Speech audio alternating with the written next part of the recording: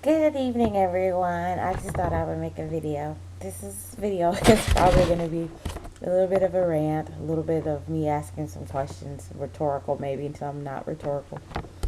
Anyway, I decided today to go on to the actual official JW organization site. And I noticed that they have three magazines, like three types of magazines on the site. They have, like, I think one is a study, one is a public, and the other one is simplified, which kind of made me laugh because, I think JW Tale talked about this in one of his videos that, the Watchtower Bible Tract Society says that more or less reading the Watchtower and Awake for 4 years is equivalent to a, college degree. Well, I can't imagine how simple the simplified version is because I didn't even want to look at it. I knew it was going to be stupid and I didn't even want to see it. But the normal Watchtower Awake are super simplified, so I can't imagine what this is like. I mean, is it like Nan and Ted ran up the hill? I mean, how more simplistic can it be?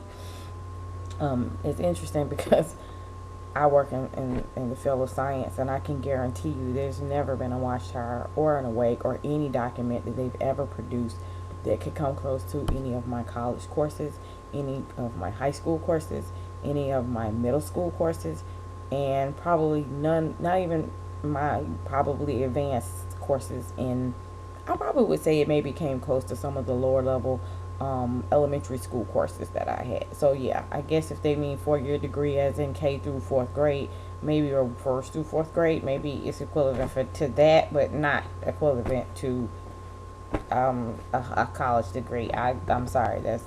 I'm sorry. They have really flipped out by even beginning to think that.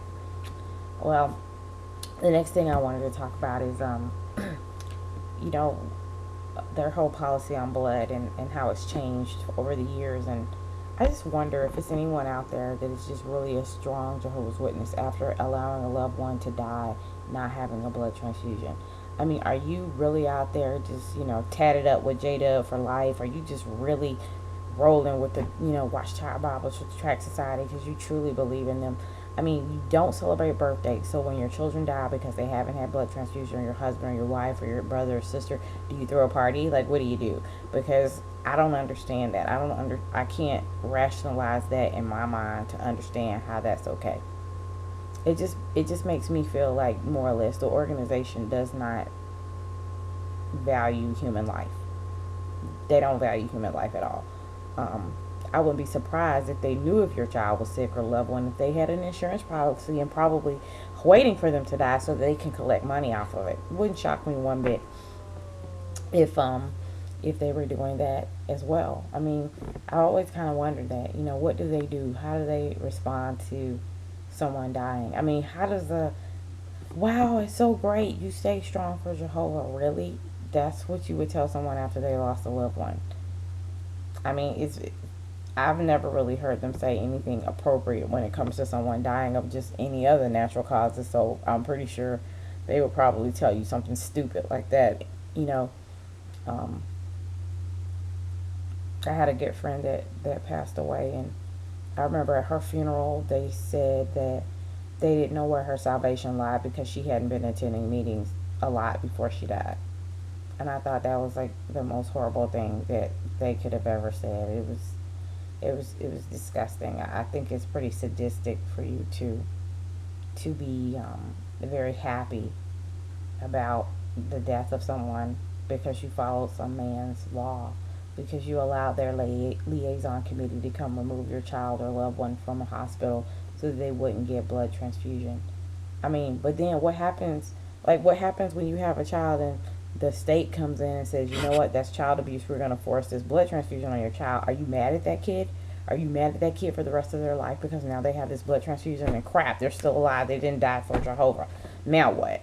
I mean, how does that work? How do you rationalize that in your mind? Like, how is that okay? Like, I mean, what scripture in the Bible, not that I want any scriptures thrown out at me because I really don't care about your doctrine, but I don't really think there's anything there that you can really support that. I mean, I don't think there's anywhere that you can support doing that. Additionally, the whole pedophile thing, the way you don't have any support for anyone who has been molested or raped by anyone within the organization. You support the pedophile, you don't support the victim or the survivor of that happening.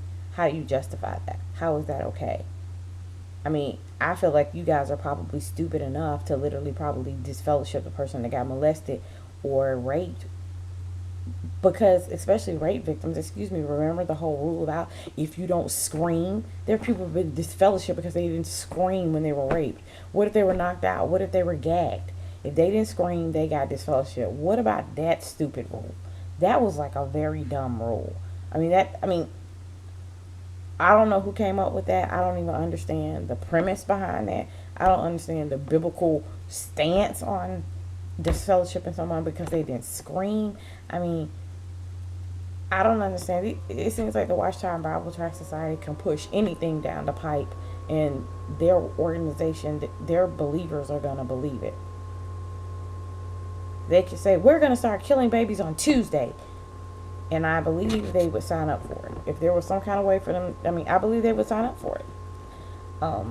It makes me sad to think that people are still getting duped to get in this organization. Fortunately, we have forums like YouTube and other forums on the internet where people can go on and ask questions and they learn more before they actually jump up and sign up for this crap. I was just speaking with someone the other day, and they felt like they had got over a lot of things about going up as a JW, and it's still coming back up. It's still mentally, it goes away, but it comes back, and you're constantly having to fight and deal with it and deal with all those things. Thank God I don't have the Armageddon dreams anymore, where I used to wake up terrified thinking I was going to die at Armageddon. And then now that I know that Armageddon it's not actually an event, that it's a place, it's a location, that makes all of the difference in the world. When we really actually realize what it actually is. But anywho, I digress.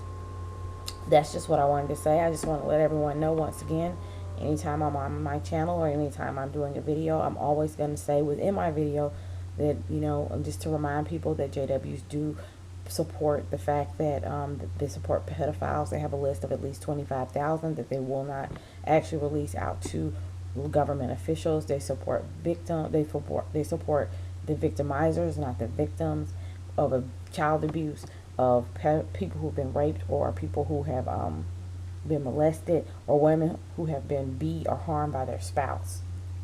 They support that. They'll kick the victim out first. So understand that.